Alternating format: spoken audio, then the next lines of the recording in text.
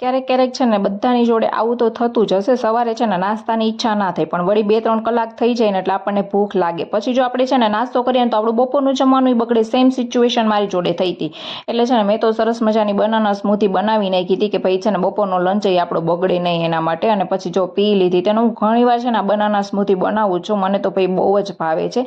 અને પછી જો આ સ્મૂધી પી અને છે ને હું મારા રૂટીન કામમાં વળગી ગઈ હતી. તો પહેલાં તો છે ને મારે ગોરો ધોવાનો હતો ને, તો એ ધોઈ નાખ્યો હતો. અને પછી છે ને મસ્ત મજાની કડાઈ લઈ અને છે ને એની અંદર બધા બરફ નાખી દીધા હતા અને પછી થોડુંક પાણી નાખી દીધું હતું.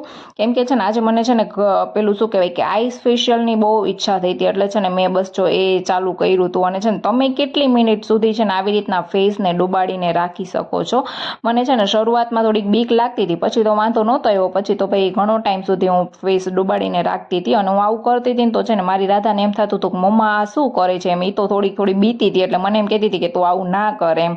પછી જો બપોરનું જમવામાં છે ને ભાઈ શીરો હતો અને છે ને શાક ને રોટલી ને સલાડ ને એવું બધું બનાવીને જમીને સૂઈ ગયા હતા. અને છે ને ઉઠીને ભાઈ છે ને ચા સ્કીપ કરી હતી અને છે ને સરસ મજાની છે ને તકમરિયાવાળી પેલી શિકંજી બનાવીને પી લીધી હતી. અને આજે સાંજે જમવામાં છે ને અડદની દાળ ને રોટલા બનાવવાના હતા. અમારે વીકમાં છે ને એક નાઇટ તો એવી હોય જ ડિનર, મતલબ કે અડદની દાળ ને રોટલા બને એમ. પછી જો પેલા અડદની દાળને બાફવા મૂકી દીધી હતી અને છે ને 2 રોટલા ઘડવાના હોય અમારે. તો શું હોય, એક ચિરાગ માટે ને એક મારા માટે.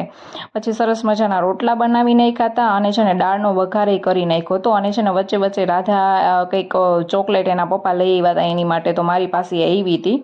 અને પછી સરસ મજાની થાળી કરી અને જમવા બેસી ગયા હતા. છે ને ચિરાગને તો છે ને એમાં રોટલો ચોરીને ભાવે, પણ મને છે ને એમ ના ભાવે, હું તો આમ જ ખાઉં એવી રીતના.